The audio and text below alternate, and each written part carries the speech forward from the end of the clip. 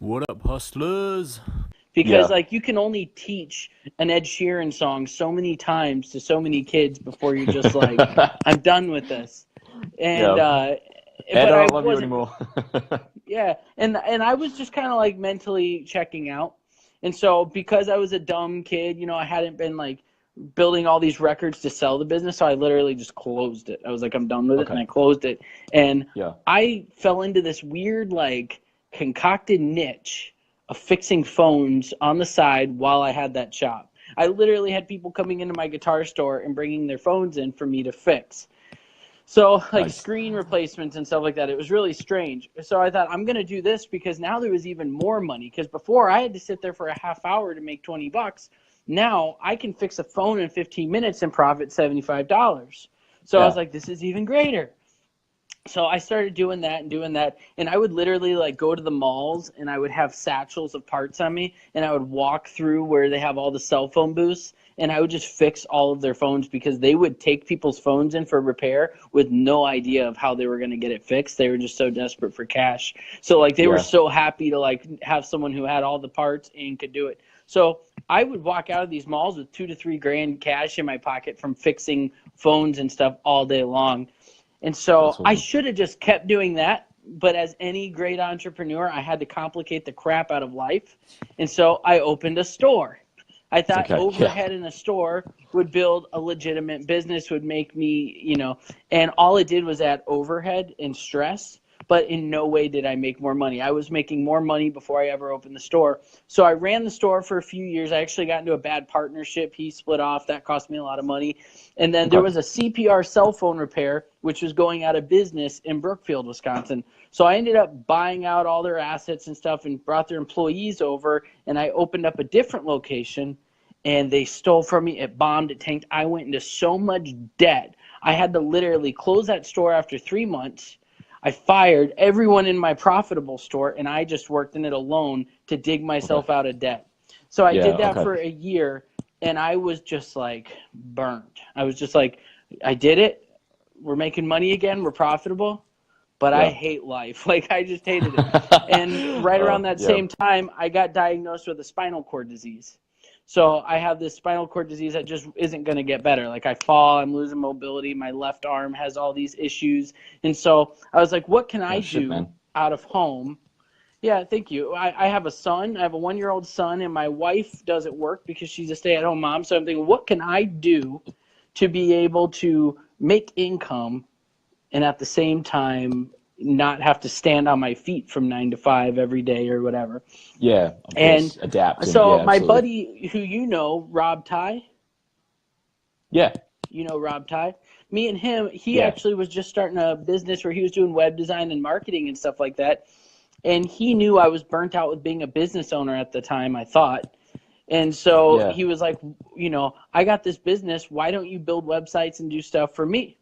And so That's great. for a few months, me and him were building his business, and he was, shelling out a little bit of websites here and there. But I started, anybody who's been an entrepreneur and worked for themselves, there comes a time where, and it's nothing against him because he's an awesome guy, Oh but yeah. And Rob, you if you're like watching have your live, own say hello. speed. Yeah. Yeah, well, Because if he yeah. is. Yeah, I know Because he he's said he got a was going busy to, day so ahead if of he's got him. the time. Yeah, he's got a busy day. But everyone's got different paths, and so like he loves working with startup businesses. Yeah. I hate it. I like working with startup agencies, but businesses that are not agencies, the startups, to me, I get so frustrated with them because like they have no clue what they're doing. And he's good at like taking all that and helping them make sense. I'm like, I don't Yeah. want to do all that. It's your business. You should know this. Figure it out. But it's just two different complete mindsets on it. Like I get really frustrated when someone's like, hey, I have this idea. This is what I want to do, and they complicate the crap out of it, and you're like, no, this is what you need to do, and then it'll work. And they're like, yeah, but, and I'm like, okay, I'm not doing this. I'm done. He has Yeah. the patience for it. Yeah, I don't. Yeah. To where like with agency, which I teach startup agencies, I can say, this is how you get customers, do this, this, this, this, and if you don't, you're a moron. Like I don't mean to be mean to people, but if they want to sit behind their computer all day and click a button and think that patients are just going to pour in, then they've got Yeah. guru fever. But so then what I I like decided was that. like, Guru okay, fever. so I'm going to start doing something else. And I started like searching and searching, and I got into the ClickFunnels niche, and I started getting retargeted by this one dude's ads. And I took his program, and I learned quite a bit about Facebook ads and funnels.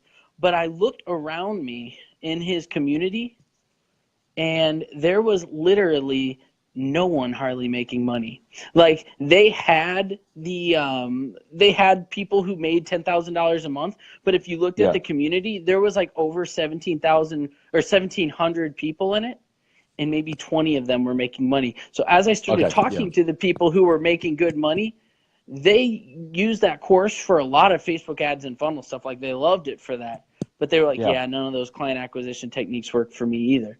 So there's this big epidemic where literally 98% of marketers are not making solid income. Like they have to do something else on the side. Like it's a dream for them. Maybe they hold on to it as a dream.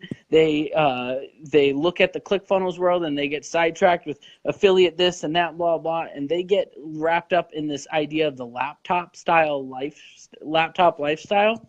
Yeah. But it's so difficult to do it that way. And what those people who are on their laptop are not telling you is how much work they're doing. Like I literally wake up and I bust my butt and I work until 5:30, 6 o'clock. I go hang out with my wife, shut it down for a little while with my son. When they go to bed around 10 o'clock, I bust my butt again until maybe 12:31 in the morning. And that's what it's taken to be able to do this. And so they don't tell you all this stuff. And so I got into it, and because I knew how to run a business, I knew how to acquire clients, I knew how to grow a network, I knew how to cold call, I just took off with it. And very first month, I did really, really well. I hesitate to say numbers anymore because in 2018, one of my goals is to make people less concerned about income and more concerned about the outcome. Because there's a guy, you know, if you can make $5,000 a month as a digital marketer and you only spend $2,500 a month, you have freedom and you should be proud of yourself. You don't need to compare yourself to the guy who makes, you know, $100,000 a month. Like people start feeling bad about themselves and feel like they're not doing a good job. And it's like, no, you're doing amazing. If you can make that on your own, do you realize how many businesses fail? Like go watch Shark Tank and listen to how people be like, yeah, we did $6 million, but we lost money.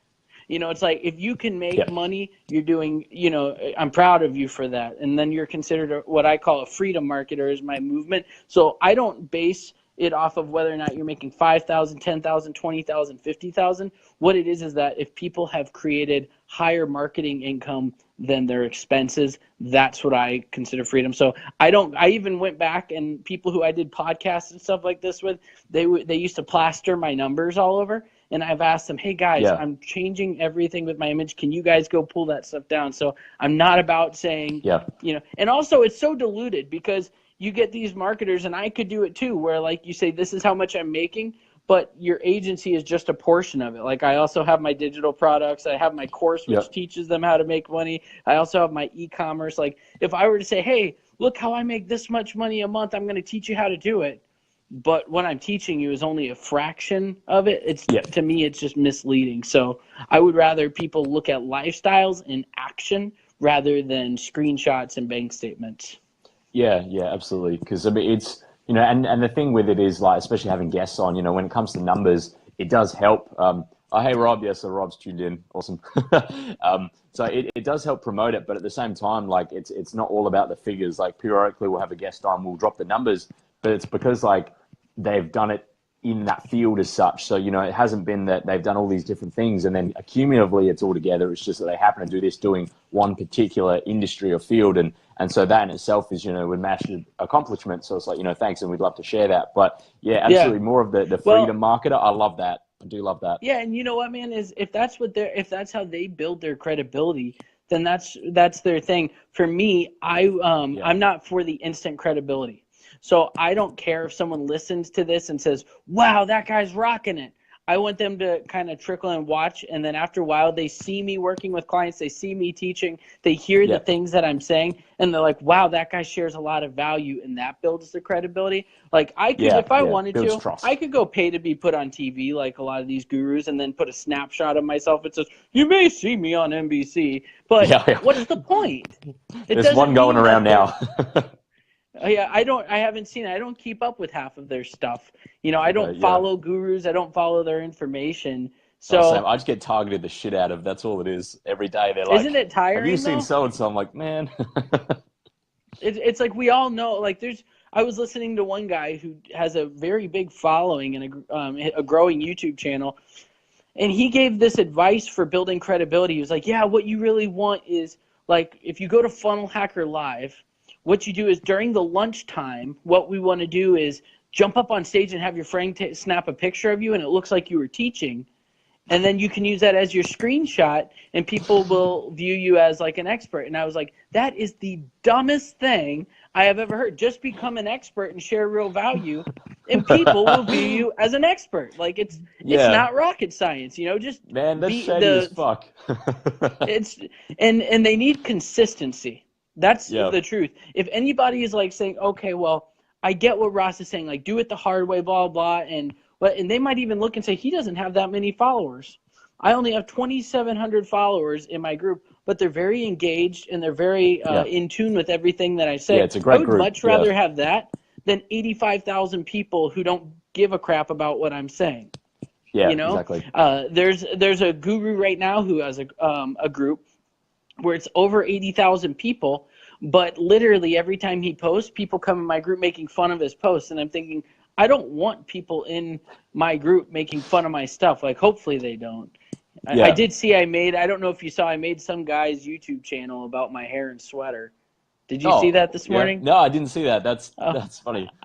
there's a guy who owns something called like Zippy Courses and Yeah, also something else, and he's like a vlogger or whatever, and he was like, somebody sent him a screenshot of me and like, you look like this guy. In his vlog he starts making fun of my hair and my shirt that I was wearing, and then he reached yeah. out to me, he's like, man, I was just playing, I was just joking around. I was like, dude, I don't care. So much worse that you could have said. But in reality though, if people want to grow a following, whether it's for their agency, whether they sell digital products, it's really just about consistency. Because I've Yeah. been able to sell over 200 of my high ticket course in 6 months, and it was just from consistency. And that's pretty good. That's about just under 10% of my following. So it's pretty good Yeah, well. numbers in my opinion, you know? Yeah, that's fantastic numbers. Absolutely. Yeah, congrats, So man. are the That's a majority of great your effort. followers agency owners? No, it's really a mixed bag, and that's why we like to get guests from really all different industries, because it's, so many people are going to get value from here today, and even using your advice even in their own industry, they can certainly utilize that. So it's more that everyone's in such a mixed bag that we really like to get guests from all over. Like, I mean, Amanda's just popped up. She goes, I'm in one group of 1 to 2K members where all the posts are automated and I'm engaged with them. Exactly. I mean, and Amanda's a web dev, so that's something else entirely as well. So there's certainly a lot of agency owners in here, so they're definitely going to get a lot of value from this, and on the podcast as well for everyone listening there. And if anybody sure. has any questions, they can feel free to drop them in there. If you want, I can give you guys a little bit too of value, regardless on your business that you're in, a little bit of value on what I've done to create a system for sales, because it can be used for any business. And in my business, I call it, let's see here, the perfect sale. I don't think that thing's going to stick up because of the way I got this camera here angled, but you won't be able to see it. But I can kind of walk you through the processes of it. So it doesn't matter if you're a web developer, whether or not you're a real estate. Let's see, Patrick, I need to grab your scripts. We already spoke about cold calling, my problem, if you remember. I think I recognize the name, man. So whether or not you are an agency owner or you are web designer, which is still considered agency, you're selling apps, I don't give a crap what you're selling. Whatever it is that you're selling, you almost have to think of it like a funnel, even if it's not on digital, to where it's a step-by-step process that everyone goes through that gets them to buy your product. So initially you have to test out front-end offers, and I've become such a big fan of front-end offers. So I'll tell you, like right now, my online front-end offer for my course. So I give away on my YouTube channel a theme, a ClickFunnels theme, and anybody can go download that theme. But in order to get it, the YouTube video shows them the theme, how to set it up, and then what happens is they click in on that theme, and it takes them into a landing page. My landing page says, download this theme, enter your email and your number. So now I collect their information, and it emails them the theme. On the thank you page, it says, how would your business be affected if you could get 1 to 2 new strategy calls every single day? If so, watch this video. Yeah. It takes them into my Scripts That Work front-end offer, which is a $47 product. Then they get into my course. They see, oh my God, these scripts are working. People are calling them back, and they're like, I don't know what to do with my hands. And so now they can upgrade to the full course for $14.97. And so that's the steps that I walk them through. But every business needs front-end offers, and I can help people in any idea. So let's say, for instance, Amanda is a web designer, you said, right? She develops websites? Yeah, as an example, yeah. Yeah, so she might she might take people through a specific process. So let's say, for instance, she's wanting to fix somebody's website that's already they've already got it rolling and it's just horrible. You know, they're not seeing conversions and they need a new website. Like I was online today, I had to do a meeting with a lady, well, record a video and send it to her of her website doing a little bit of an audit. So maybe her front end offer is she does a free audit or even a paid audit of someone's website. She might already be doing that. She goes through her screens, her face is in the corner of the screen, their website is on the actual screen, and she's going through and she's talking about, you know, their website, and then she might pull up other companies that are competitors that are doing it really well and show them some of the differences, and then she sends it off. So her front end offer might be just a website. You know, some people, it might be they offer, like if you look at how the big website companies do it, like Volusion or Wix, any of these guys, they have like build it yourself style websites where they'll give you a simple website that you drag and drop, but then they have higher ticket stuff where you can get it custom made. And so it might also be, you know, hey, here's a basic website for $25 a month. That's a WordPress theme that she's just cloning over and over again. I don't know what she does for that or people, and she's selling that, and then she has their upsells. But any business, let's see, literally doing free audits to help folks make referrals. Yeah, it grows your network. Awesome. But you have to have something either free. You have to start off with something free. I'm a firm believer in it. Like one thing that ticks me off with agency owners is like, you know what the value ladder is? Yeah, absolutely. Yeah, so they teach the value ladder to like chiropractors, dentists, whatever. They teach them this, and then when it comes to offering a trial or offering, I don't believe in the value ladder. It's like, are you a moron? You literally just, I agree, Wix does make me ill too. But in my mind, I'm like, you literally just taught someone the value ladder, but you don't believe in it. So like, you have to drive all this free content and free traffic, and then have your upsells, and it's not a choice. Like we just have to do it. And people say, well, it devalues my service. And I say this to them, when gold miners start digging for gold, the first few scoops are free. They're just scooping dirt. When they hit gold, now they're in the value, and they chase that vein of gold by getting referrals and referrals and referrals. But the fact of the matter is that the gold is worth just as much, even though you had to dig for free in the beginning. Like it doesn't matter that you gave something away to find that strand of gold. So the people who are making money in anything are the people who are not afraid to do it. But here's what happened. Some moron guru out there decided to say, no, we're going to land easy ad clients that pay, and we're going to charge them crap ton of money right away for it. And I'll tell you, you can do that when you get referrals, and you can do that when you're reaching or when someone reaches out to you. But you cannot do that on a cold call. You're not going to land many clients. So people who are trying to cold call people right now, and they're trying to sell them a $2,500 ad program, good luck. But if you called them and I called them and we're both offering the same service, and I say, yeah, I'll give you 7 days for free so you can, get a feel for it, who do you think they're going to go with? Yeah, exactly. They're going to obviously go with the other guy. So, yeah, man, that's where people are failing, is they're scared to give stuff away. Give away your best stuff and then bring it all together. Because with offering discounts initially, like people get used to discounts, but people don't get used to free. So if you offer something free initially and then you take that away, there's no harm done, whereas if you're offering discounts from day one to get them on board, and then every month they're going to expect that same discount. It's like, I can't offer that anymore. It's like, well, you offered that initially. Why would you offer that discount for a first client, but now a valued recurring client? You no longer want that. So, you know, free Yeah. is a fantastic tool. Absolutely. But here's the trick. Offering it to people for free, only people who you know can afford your service. Because Yeah, if you absolutely. offer things for free, like in the open for everyone to see, like if you go on your Facebook wall and say, hey guys, I'm doing a free offer of 7 days, you will get bombarded with so much junk and coaches and people who can't land their own clients, and they're scraping the bucket and they're like, maybe this person can do it, but they have no intentions of hiring you.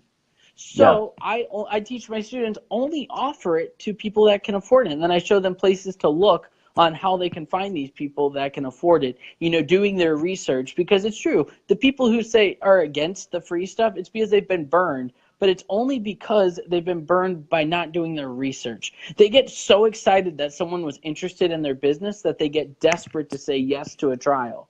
And Yeah. that's where they go wrong right out of the gate. I want to see what David says here. He says, tech client acquisition agency. Does that mean that you use tech for client acquisition or finding leads specifically for tech companies? I'm going to be honest. I think that he accidentally added the word tech because I saw that too when you added Ross as tech client Yeah, I was just acquisition, copying and and I pasting was what you like, sent I me for don't the know what intro. that means. Oh, Okay, maybe you're I driving must when you have done sent a it to me. typo. Yeah, Yeah, dude, I might I'll have remove done a that typo. afterwards. Yeah, because Yeah, everyone at that's home, okay. usually what I do is I'll ask the guest just for 3 to 5 short dot points prior. That way I can use it for the intro and anything to lead into. The entire hour is just winging it, like that. We don't have any structure in regards to, you know, anything like that. But so I think just with the intro, I got the word tech was in there, but I'll just edit that out afterwards. Gotcha. So Well, if yeah, it makes you feel better, I help a lot of tech companies that do cell phone repair.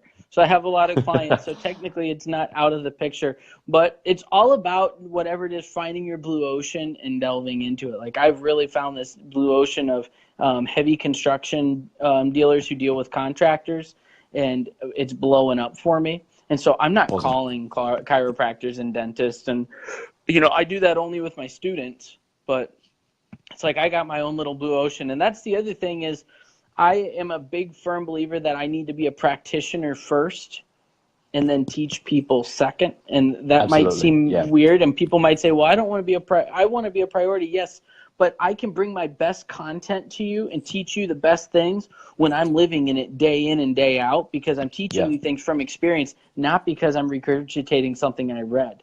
You know, a lot of my stories that I teach, they're stories that I've been through and real situations that I've experienced because I've worked with so many businesses, even just over the past year.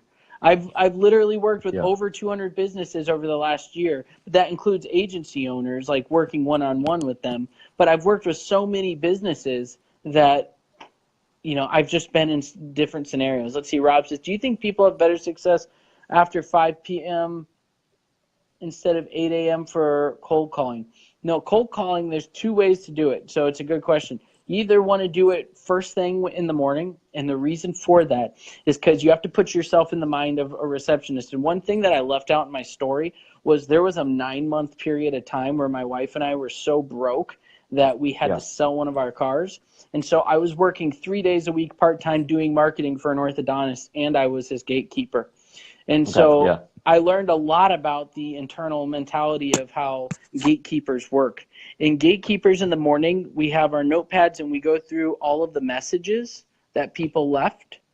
And then also right around lunchtime, there's always someone manning the phones, and they're usually in a good mood because they're eating. And then also at the end of the day, people get this little excitement that they're done for the day. And so I like to catch them when they're in their good moods. And so that's why Fridays are such an amazing day to cold call, because people are just like, it's Friday. Like they're so pumped that like you can't say something wrong. But if you do it right away in the morning when they open, and then also either at lunchtime and then right before they're closing. One little tip for anyone cold calling is when you're building out your territories, you can get more calls in a day if you build out an Eastern, Central, and Western time zone. If you're in the United States, I don't know what the time zones are where you're at, but people would have to just use the same principle. Yeah, they can figure it out. They have Google. But the reason for that is, like, say you're driving say, like, a lot of entrepreneurs who I'm dealing with, they're trying to break out of a 9 to 5. A lot of them still have some sort of job. So if you're driving to work, you can call people in the time zone ahead of you, and they're already started work, so you can cold call on your way to work. Yeah. If you're driving home, you can call people behind you, and then lunchtime you can call people in your time zone. So that's a great way if you're in a nine to five, but you realize the importance of cold calling to be able to break out of it is to break it up into time zones. But in reality, Tuesdays and Fridays for some reason are hot days to just statistically for cold calling. Tuesdays, Mondays can be difficult because they have all this pile up from the weekend that sometimes you just get stacked on the pile. They start weeding that through, and then on Tuesdays you have a good chance of getting a response before the weekend, and so that's why Tuesdays tend to be a good time too. Yeah, no, that's awesome. Yeah. That's absolutely. And Rob, fantastic question there. Yeah, that's very helpful for everyone that's cold calling, because there's a lot in this group that do make a lot of cold calls. So I think that'd be very helpful to them. Yeah. Now, one thing that I want to say, let me drink my coffee real quick because my throat's getting dry. Go for it. One thing that I would like to say is that some people think that I am all about only one-on-one cold interactions with people up front. Like all I do is cold call and cold email all day. But in reality, that's very, very wrong. What I like to do is I will always be teaching something new. And the reason for it is because my goal is to get anyone where I'm at now. I can't teach somebody something that I haven't done yet. So like there's a lot of gurus trying to teach people something they've never accomplished yet. I can't teach something I've not done. So a year from now, I might be teaching more influencer marketing if that's what's happened for me. But what I found is that when I initially started the course, before I did the course, I was only focused on my agency, but I was documenting a lot of what I was doing. Yeah, cool. And what happened was I caught a lot of business owners' eyes who were just following what I was doing. And then when I took on that teaching role, I became an expert in that area, which what is an expert, just somebody who knows something that you don't. And so I became an expert in that area, and it became easier for me to take on businesses for my agency because I was teaching agency owners. And so one thing I teach in my course now is I teach people how to start. Well, the videos are getting uploaded yet because we had some audio issues, but there's some videos on how to actually start becoming an influencer in your niche by creating a group, getting people in your group who are your ideal client, going live, topics to talk about how to take on that teacher role. And that's how you start selling to the masses. But it takes much longer to build up that portion of your business than to cold call and try, because like I could cold call right now till the end of the day and land a client guaranteed, because that's just how it is. It's like I've learned a system and I do it. But I don't have to do that right now today anymore, because now I've got a lot of people coming to me because I've built up my online presence. But in the beginning, I had to cold call. So what happens is people, and for any of you guys who are running an agency, listen up, because this is super important. You guys hear people who are maybe where I'm at now, and they tell you don't need to cold call, you don't need to cold email, and they tell you to bring people in, through online, and they'll come to you, and that's true. But that wasn't true when they first started. And you have to have income right out of the gate, otherwise you might not make it this long to have an online presence. And so I tell people it's like going to the gym, which I need to get better at. It's like going to the gym. You basically, the treadmill, you can burn so many calories right out of the gate running on a treadmill. But when you stop running, very few calories are still being burned. But if you go work out and pump iron, your muscles are constantly burning calories. And so your cold outreach, your cold calling, your cold email, all that stuff, that's like running on the treadmill. Like you're going to see immediate results. But you got to couple that with working out, and you got to couple that with, building your online presence. It's the machine turning in the background, because one day that machine will actually get stronger than what your cold outreach is doing. Because you're bringing in new warm traffic, you're developing warm traffic, and your network is growing. So, I land a cold call and I land a client, and they're excited about it. They pay me, and then I get 3 or 4 referrals from them. Maybe 1 or 2 of them stick. They're excited. They're jacked up. They give me some referrals, and it keeps growing that way, and your network's getting bigger and bigger. So that's why you have to do both. You have to have not just your cold outreach methods, but you also have to have your online presence growing. You can't forget about it. It has to be there, and it can't be to digital marketers.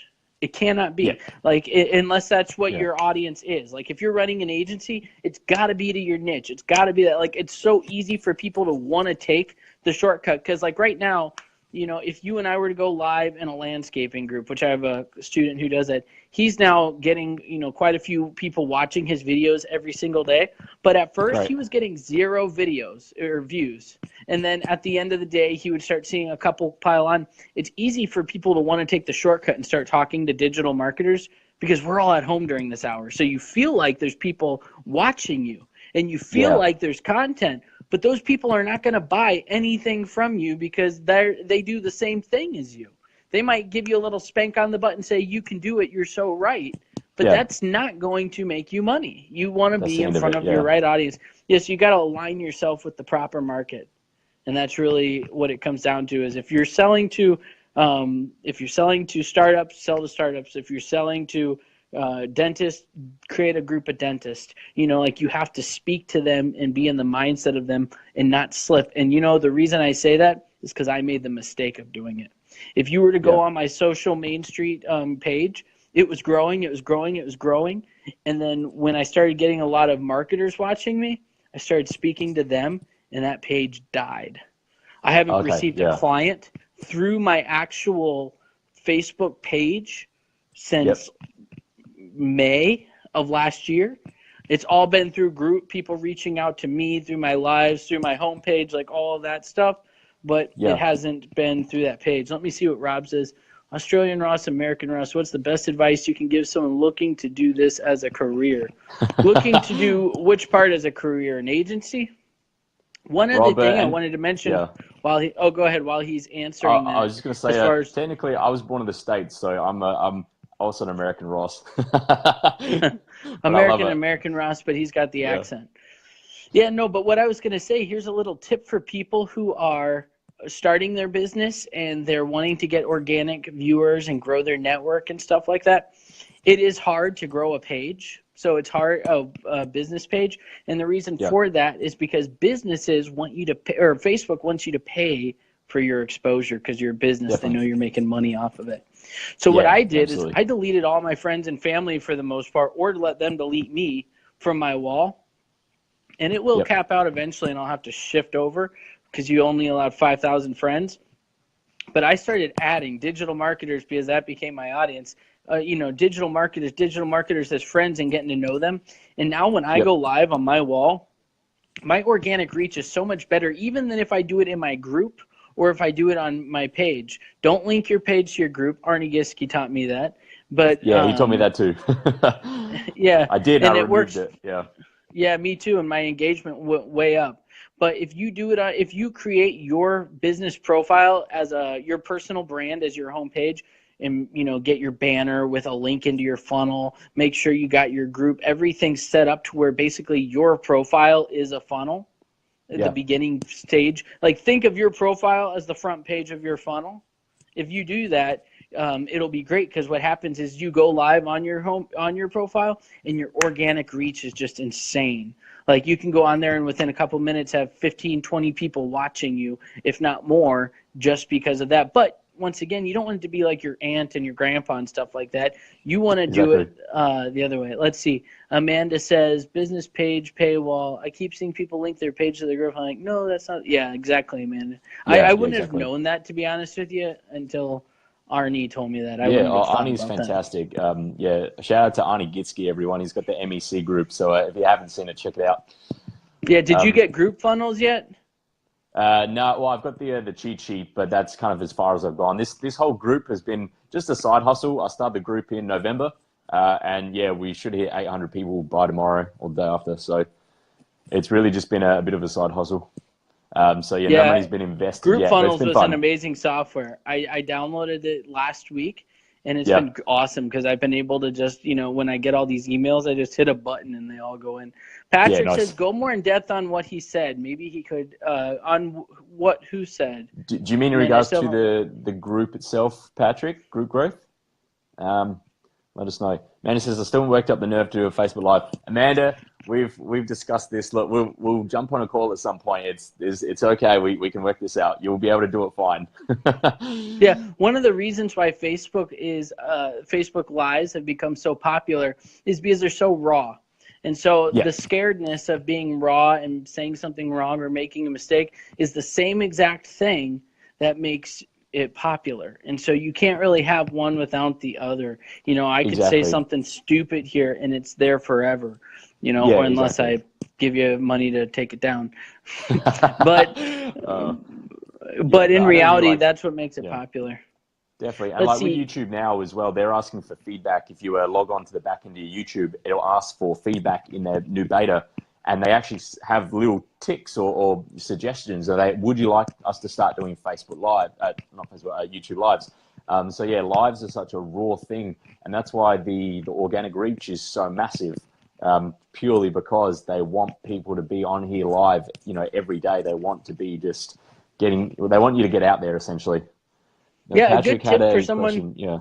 Oh, okay. I was going to say quick to address Amanda real quick. A good tip for practicing going live is I just started using Anchor, which is a podcast app that Gary Vee's pushing. Not a lot of people on it, but there's a lot of engagement on it. There's a lot of people, but not as much.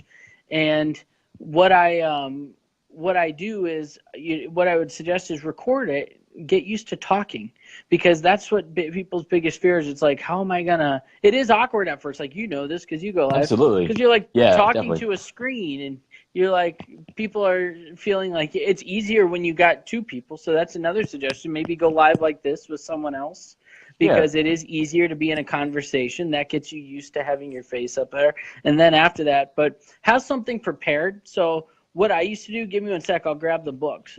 Yeah, sure, man. Yeah, absolutely. So yeah, for everyone at home, I mean, if you want to try and get better at lives, I mean, you know, certainly I'm no expert, but what I started doing initially was I would record on my phone, and then the videos I record on my phone, I would then delete them afterwards, because it was purely just practice, because practice makes perfect. And after you're used to talking a little while, then you can start doing perhaps videos that you then upload to your group or page. And then that starts to get everyone used to you speaking, and you get used to that. And then you can then step it up again and go live. But it all comes down to if you're comfortable in doing lives. If you aren't for videos, don't make that your thing. Don't feel like you absolutely have to do a video. It will certainly help with your organic reach. But if you're more of a blogger, do blogs. You know, do whatever you feel comfortable with and whatever your strengths are. It was purely that I can talk a lot of shit. So I figured, look, Facebook Live's perfect avenue for that. Yeah, and so, for people to know that nothing good ever really happens in your comfort zone. Yeah, exactly. Nothing amazing happens in your comfort zone because it didn't happen to you before. So it's not going to happen to you until after. So when I first started going live, like, I already knew a lot about social media because I built all my businesses beforehand on social media. Yep. But when I first started going live, talking to business owners, I wanted some sort of structure to talk about. And I remembered this book, which was a real old book that I got into when I had my cell phone repair shop. Okay, and in the back of it, though, there were different, like, homework assignments. Nice. And so I would literally do those homework assignments live.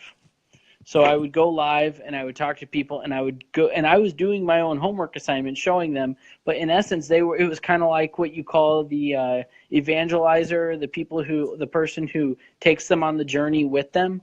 Because I was going live, and people were watching that, and that's how I initially started getting small business owners interested in what I was doing. But even write out, you know, have like a structure, like you put all of your podcasts that people are going to see, like have those sorts of things.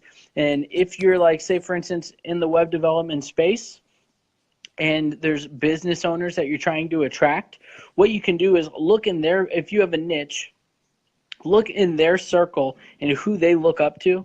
Like, we have such a small circle. Everyone's Russell Brunson, Gary P, Cardone, and they're all cool guys.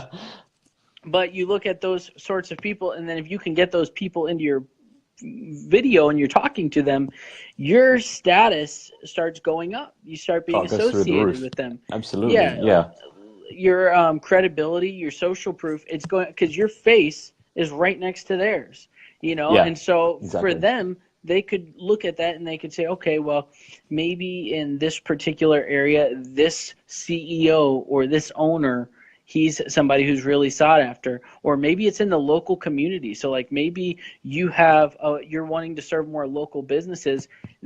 Reach out to an alderman, reach out to the mayor, reach out to people who have influence over the community and say, hey, I have a live broadcast that I do online where I talk to the community and we talk about business growth and this and that. Was wondering if you would come in and do something on my show where, you know, I could ask you some questions and you could give us your feedback on, you know, things that are needed in the community.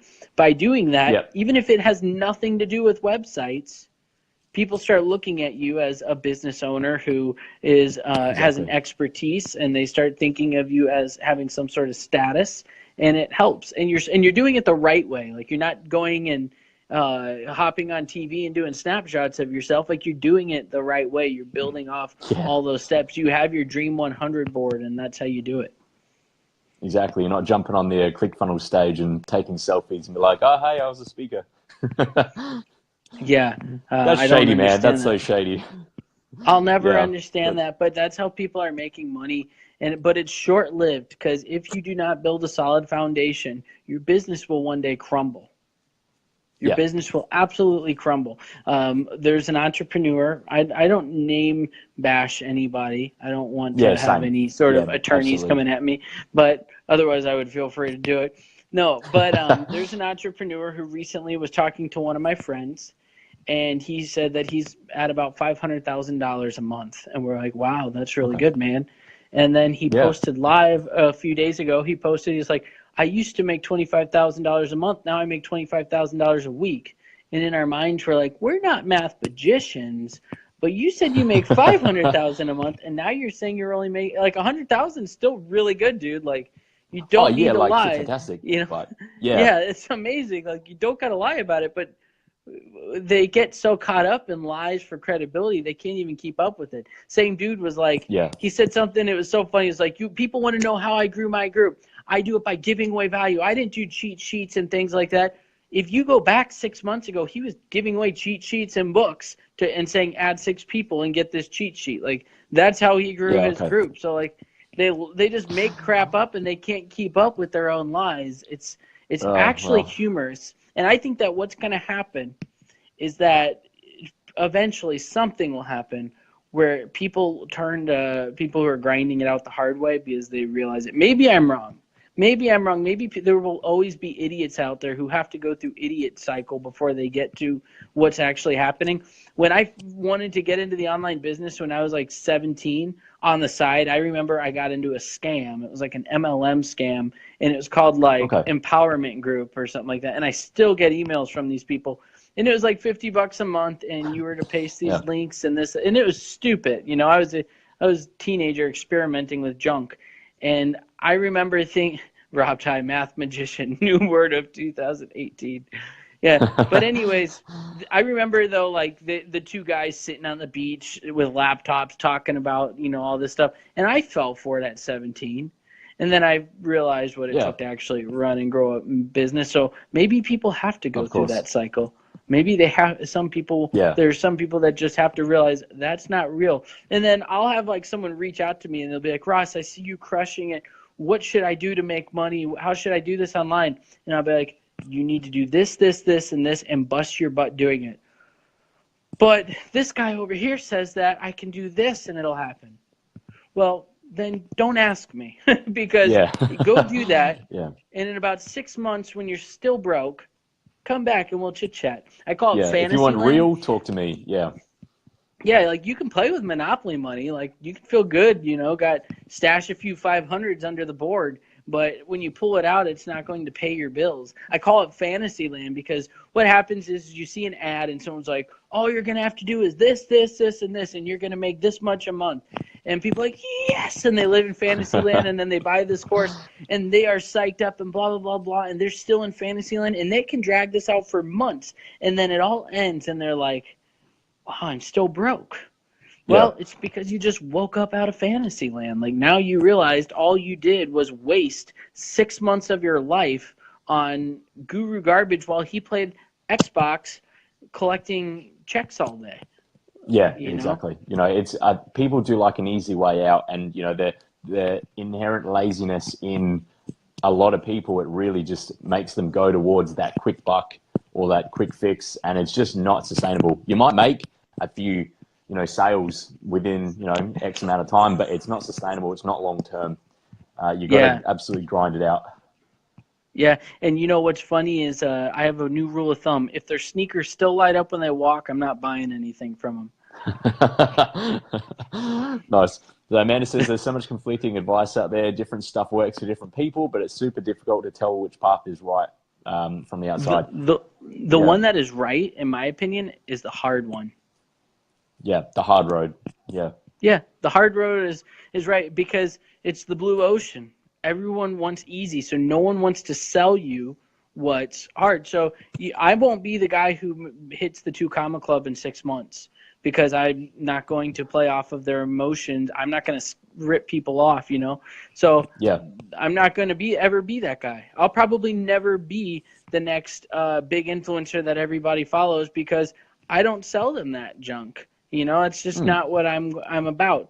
But I don't care. yeah, You know, and so the path that I teach people to follow is the one that I've taken, which is, you know, cold calling, grinding it out, you know, all these meetings with people, having face-to-face conversations with people. If someone says, hey, this is going to be easy, steer clear of it. It's not right. They're feeding you crap. This yeah, is the mindset of how marketing works. And this is what we all do. You take a problem, you stir that pain, you talk about a solution, and you make them feel like there's hope, and then yeah, you give them an offer at the end of it, and that's their ad copy. That's also how they work it through the funnel. You know, you think about the perfect webinar. You take the one problem, then you break it down into these series, and you tell stories. And people are good at understanding it, but they don't realize when they're in it.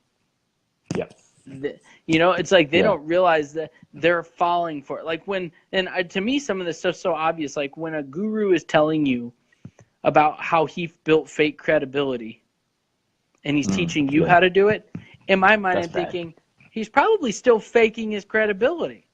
You know, like he's still, so it's like, but they don't see it like, oh my God, that's amazing value. And I'm thinking like, how do people not have why are their guru goggles still on? Like they need to take these things Yeah, off. And so if you're looking at something, you really need to look at a full scope picture of it. Like, for instance, this is my pet peeve with like affiliate marketing. Like, it's a great way to make side money, but if you think you're going to retire on affiliate marketing, you're kind of crazy because you have no control over that company's brand. Like, yeah, what if they all yeah, of a sudden that company don't exist? You know, like for instance, if you're in an influencer space and you have a lot of followers, okay, it's great. I do it. Get affiliates to sign up on something. Why wouldn't you? It's a tool they're already yeah. going to use. Why would you not make money off of that? So do it. But when people are like Exactly. trying to start an agency and then they get sidetracked and they go into affiliate or they go into this, they go into that because they're silver bullets and they're looking for shiny things, that's where they fail, man. Yeah, yeah, absolutely. No, I couldn't agree more. Like, it's really just, you know, those that are just building up that fake credibility. Like, the whole fake it till you make it thing just isn't working as well as it used to, which is fantastic because people are starting to see through the bullshit and actually being like, oh, hang on, this guy is actually working hard, whereas this guy has, you know, bought Facebook likes or, you know, whatever else. And look, we've all done it. I've bought, you know, for old businesses, you know, not knowing the difference about engagement and things like that. You know, I've spent $15 and got, you know, 1,000 third world country people to, you know, put Facebook likes on a business page. But it's just not something that once you learn that that's not credible and it's not truthful, then yeah, you absolutely, you know, shift. And not everyone does, but, you know, most do see the light eventually. I just didn't know anything about Facebook or engagement or anything like that. I didn't even know they were fake. I was just like, oh my God, like likes. Best Yeah. $15 ever. Yeah, the consistency in just being live gets you that engagement, gets you those things. And, you know, there's tricks to it. Like if you're running ads, for instance, you can, Danny Vega, he teaches to social stack. Like he's got a little mini course for like $50 Yeah, on it to where Danny's great for that. basically, Yeah, absolutely. Yeah, so basically, if you had a bunch of engagement in one post, you can relaunch that ad and use that same engagement, all those likes, and then you got more social proof. There's apps like Morevago, which Matt Staton has put out, and I've just started Yeah, Matt's coming on the using show that. later this month, actually. He's going to have a chat to us about Morevago. Yeah, he's awesome. I just had him on and talking to him in my group too. And Nice. that is a great way. If anybody's listening to this, I'm sure Ross has a link that he can get you for that. The other Ross, not me, because I mean, you think about it, for $197 for lifetime access to something like that, it's crazy. The social proof you can add not just to your own funnels and websites, but also to your customers. Yeah, So absolutely. it's stuff like that. If people are wondering going into 2018, what should I be focused on? It should be, how can I deliver more value to my current clients that I didn't deliver in 2017? And that will get you new clients. For instance, all my students that paid me, I'll never see another dollar from them because they're already on my highest ticket program. Yep. I just released a bunch of new modules to them, tons of new materials, tons of new things going into 2018 that they can use to continue having success in their business. And I'll never get another dime from them for that. But they are so excited that buzz is creating new and newer and more sales. And that's what it comes down to. It's called guerrilla marketing, where you focus more on your own clients, the ones you currently have, and let them warm up your audience for you. Yeah, it's fantastic. No, absolutely. Ross, this has been an absolute pleasure. There's been so much value in here. Thank you so much for coming on the show. Everyone at home, if you're watching, we'd love to hear from you. Make sure you got value. If you could type in #value for us, just so we know that you are getting value from not only this video, but videos like this, the podcast, so that way we know to keep making videos. We would love to extend the OFP further. So, Ross, this has absolutely been awesome. How do people get in touch with you for, any services you have, your courses, so your YouTube channel or your group as well, anything you've got? How do people get in touch for you to be able to help them further and, reach their goals faster? Well, the easiest way is my profile is the front end of my funnel. So if they go to my homepage profile, they can get into my group. They can get into my funnel. RossChristifulli.com has my scripts course. It has my full agency course, as well as a link to a podcast that's got to get updated. It's not set up just yet. And so my YouTube channel, you can just type in Ross Christifulli. It'll pop up, and that's where I'm trying to be as easy to be found as possible. And That's awesome. I tried that the other day. I went on YouTube, I typed in Ross Mcfarlane, and a bunch of these podcasts came up. I was like, it's happening. It's working.